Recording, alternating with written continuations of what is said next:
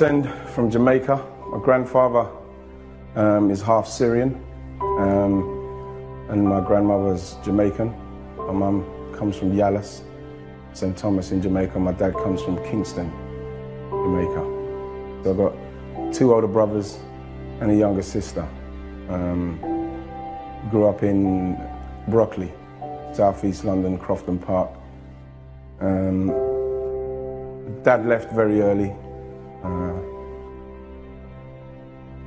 Dad left when I was about 18 months, and it was one of those where I saw him in like 10-year spells kind of thing. And my stepdad came in, must have been about 5 or something, 6. That's what I remember him from. And he wasn't a nice fella. It was pretty much, it was rough when I was younger. Being the youngest boy, you know what I mean? I was a little bit, I wouldn't say I was bad, but I was scally.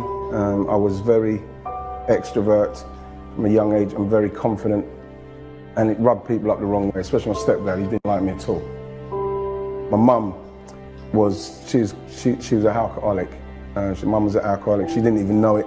And it's only when I got to Arsenal and stuff like that, and I went on the steps with Paul Merson one time, and I realised, and it was really, it was one of those where all of a sudden I realised my mum's an alcoholic. She was quite abusive alcoholic as well, in respects of always abusive, very abusive towards me.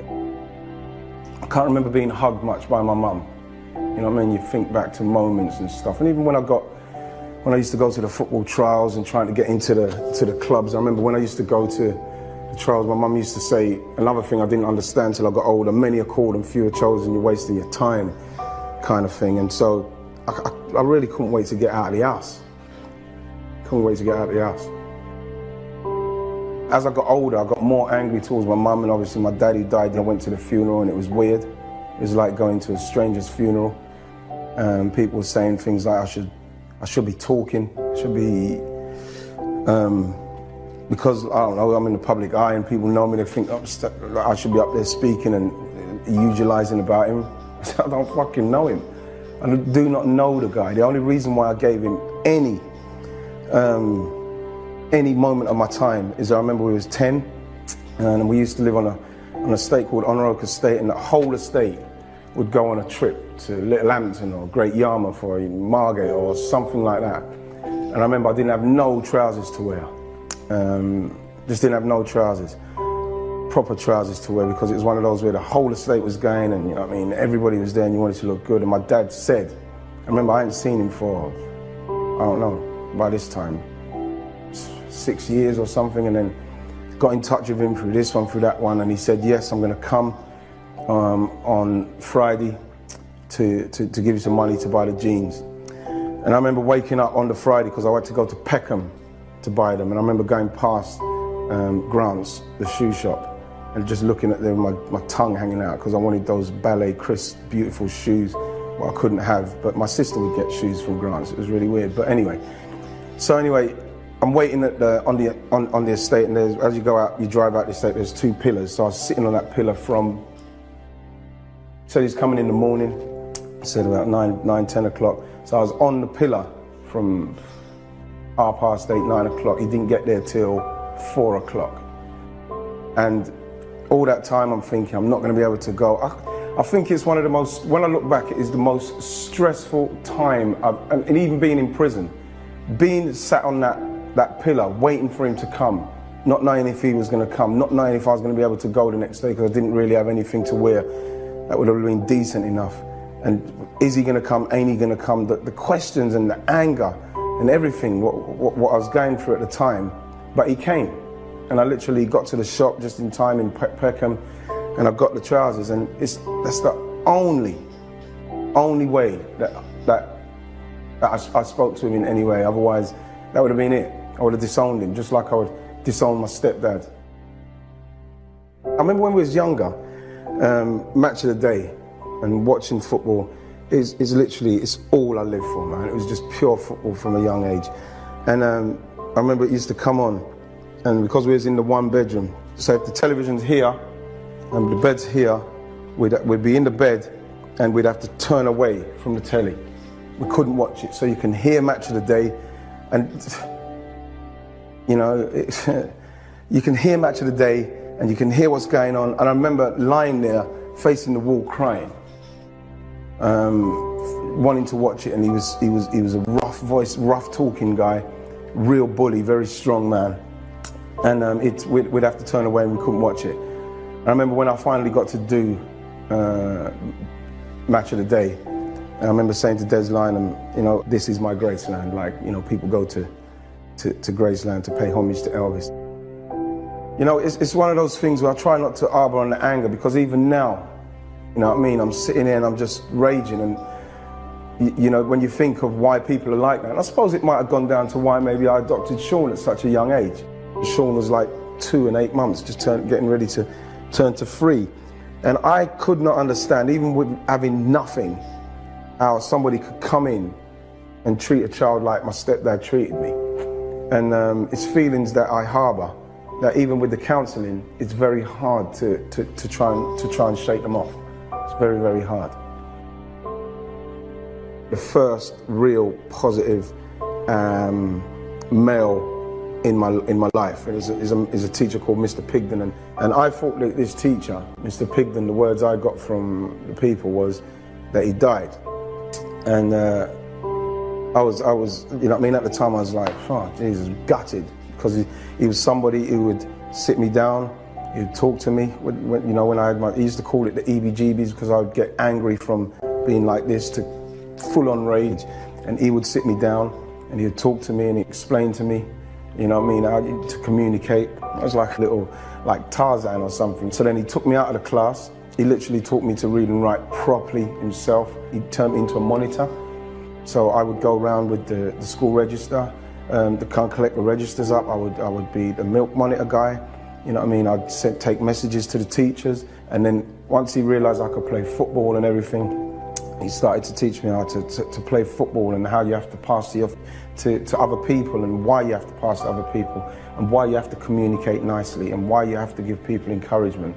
And so, like I say, when I met him in this situation, I'm at Highbury, you know what I mean, I'm doing this thing, it's all emotional stuff, and all of a sudden the teacher that I thought was dead comes from behind me. Hello, Ian. Long time no see. Mr. Pigman, you're alive. I'm alive, he says. How are you doing? I can't believe it. Someone said you was dead. As you see, I'm very much in, and I'm so glad you've done so well with yourself. And I literally started to cry, like I was like, I don't know, a 5, 6-year-old, uncontrollable crying because of how happy I was to see him. And you know, when I watched it, that is when I realized how much of an effect that man had on my life, and how important it is to have a positive male figure in your life.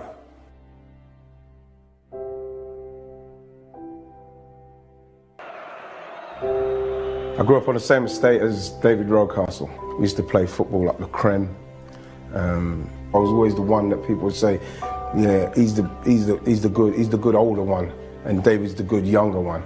But then all of a sudden, David's just kicked on and gone to Arsenal. Missed completely by Webb, and Rocastle, a central figure again, and he looks to trip Schmeichel, and it's in! A goal for Arsenal. David Rocastle. I wasn't envious of it, because it wasn't a case of people making it in them times. It was about money. It's just that because I thought all the time I was such a good player, but then again I got refused by so many people. Now for whatever reason, I don't know. You know what I mean? Could be down to me. The attitude, you know, when I was a kid growing up, the attitude might have been something that people saw that it wasn't right time to take me, but you know, I was always thinking, well, gosh, maybe I'm not as good as I thought I was. I tried. I went to all the trials. I wrote to all the London football clubs. I got answers from Orient, Charlton, Millwall, Crystal Palace. They all said, you know, we ain't got no spaces, this and that, which was fine. And then all of a sudden you get a letter, we're having trials this day, went to the trials, done the stuff in the trials. This is from like, I'd say 10, 11, straight up till 19, trying to get into these places. And it just didn't happen for whatever reason. So after that I said, football, I'm not bothering with it. It's over for me. I had to work in tunnel refineries over in Greenwich.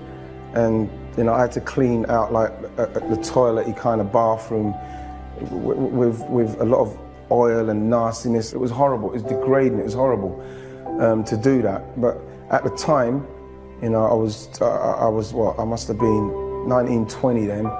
Sean and that was on the go. I think she was pregnant with Bradley. And I had to do what I had to do because, I don't know, 18 months earlier, I was in Chelmsford prison for offences, cars, you know what I mean, driving cars, no insurance, you know, no tax, you know what I mean, kept getting caught, not paying the fines. I remember going through all taking you into a room, they debriefing you, doing what they're doing, giving you the clothes and all that, coming out, blah, blah, blah, bang, go to the cell, slam the door, honestly, burst into tears like a child. Couldn't believe where I was. You know, and it was almost for me like it was for me an eye-opener from God saying, listen, you know, you've got to focus on what you're doing, you've got to work hard. And, you know, all I ever wanted to do was play football. I was working, I was in it now, I was starting to move up in the tunnels place, just getting a decent job, showing younger guys what to do, letting them clean out the shit jobs and do that sort of stuff.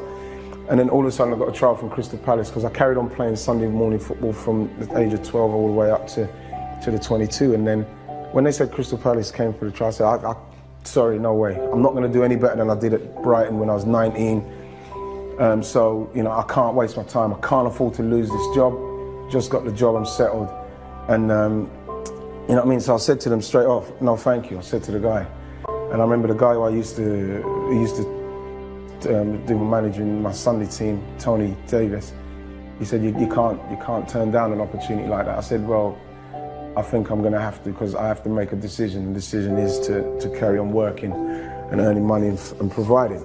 And then they come back again and I said to the guy who I was working with, Gary Twidell, who funnily enough, Gary Twidell, he was an apprentice at Arsenal. And he said, listen, you don't get many opportunities where something like this comes along. Being a footballer is the greatest thing. He said, I had, what, 2 years in it as a right back, and it's the greatest thing in the whole world. You're playing football and people are paying you to play football and people want to watch you and you do well, people worship you, they love you and this and that. I said, I can't afford it, I can't afford to do it. And he said, you know what I do? I try and keep the job. I went to the trial and I think my attitude was, well, okay, I've got 2 weeks to play football and then hopefully I'll get this job back, everything will be fine, you know what I mean? So I just got and just play some football. And literally I just went and just, it was really good.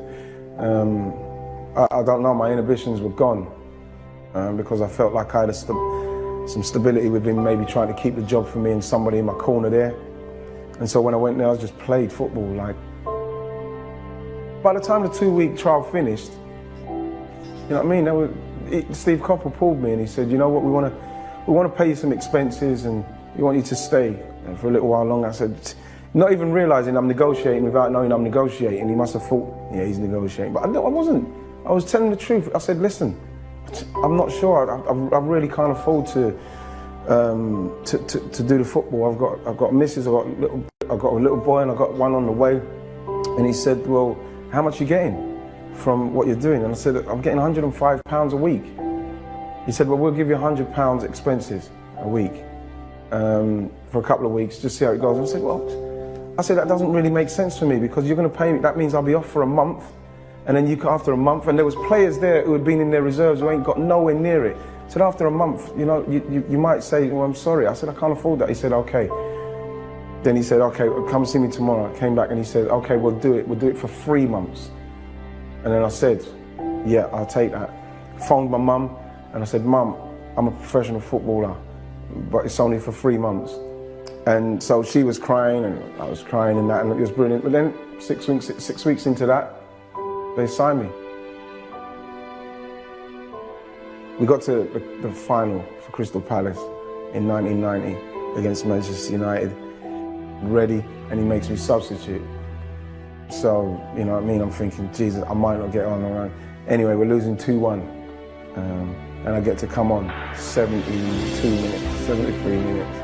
Within like 2 minutes, I scored a goal.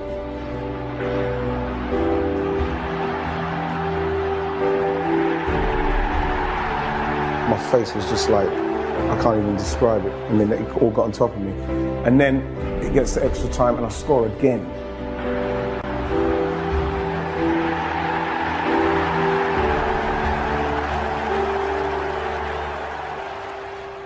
Then Mark Hughes scores, makes it 3-3. We lose the playoff, the replay, and you know, I mean, the rest is history. But when I realised that I reached is that, like, so the Friday before, the Saturday, you know, I could walk down the street. Everybody knew, yeah, he plays for Crystal Palace. But then, the Monday after the Saturday, I remember going out and people literally stopped the cars on the main road, both sides. Down where my mum used to live, and for me to like sign autographs, and it was strange. Arsenal is, you know, it's the greatest. When I first got to Arsenal, you know, people they went on the streets with the vox pop saying, "What are we buying him for?" And I think the week before they scored about 15 goals, and they're saying, "What are you buying him for?" And I remember watching the telly, just sitting there watching the telly, and. You know, News at 6, whatever it was, and watching people talk about it, he's not good enough to play for Arsenal. We can't get him to come to Arsenal. We got Merson, Campbell, this one, that one, Smith, and Alan Smith just got 2 golden boots. And I swear to God, I sat down watching the news, literally shitting myself. So the night before, I went and stayed at David's house in Mill Hill. I said, I don't want to be late for my first day. I wanted to set the right impression because it's Arsenal, the Arsenal. And that's what David used to always say, the Arsenal. And I remember we got there and we talked about Arsenal till about 5 in the morning, man. Talking about what it's like, because remember, I just joined the champions. I was honestly so nervous. Anyway, we're talking about what it's like playing Tottenham, what it's like, what the fans are like, you know, because by now, remember, like, I've done my bit at Palace and people know me, but David's national, everybody knows him. When we were training, you know, people used to always say Arsenal don't play football. I literally was running around like a headless chicken trying to get the ball off of these great players, man, and I was so poor in that, I was so nervous. I was so nervous that I'm sure they must have thought, what have we got here, man? The ball was bouncing off my legs and everything. David literally pulled me through without even knowing. He focused me. Even when I doubted myself with scoring all the goals, even when I went to Palace, you know what I mean, I just kept working harder and harder. And for me to get to go to Arsenal with David Rocastle and play with him, and then, you know, in our first league game, so I scored against Leicester in my first game. In our first league game, David scores the first one and I score a hat-trick.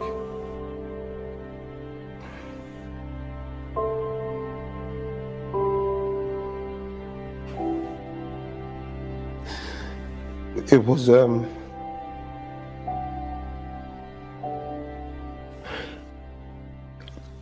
dream.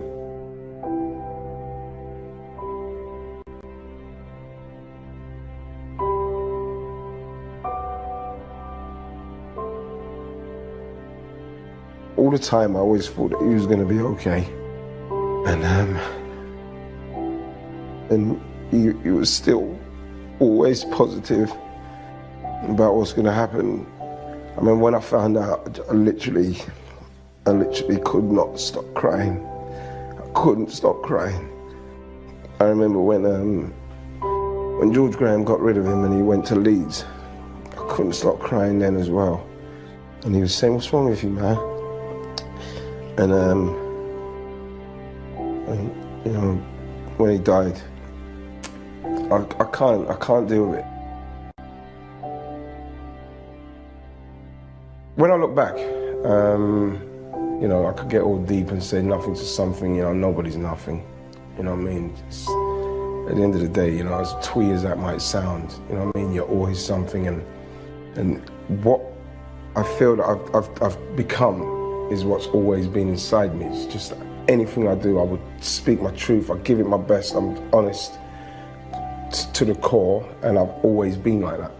So to be able to be here now as a grown man, 50-year-old man, you know, I wouldn't change anything. What I'm saying is what I mean. I'm saying what I feel from a place of pure passion and love, and that's not just for football, that's just for life. You know, when you're younger, you know what I mean, you think everything's against you. But then I remember when I'm in school, there's kids in the school who are trying to pay attention, and there's kids like me jumping on them, doing stuff disruptive and being like that. You know what I mean? At the end of the day, if someone like Mr. Pigman casts someone like me aside, you know what I mean, what am I going to become? I would like to pray and hope to God that I wouldn't have gone the wrong side of the law. And you know, I know that what I've become now, I wouldn't have. You know, I can't say I'd change a thing. I took my opportunity. And what I know is that when people talk about English strikers, I know I've got to get a mention. I've got to get a mention.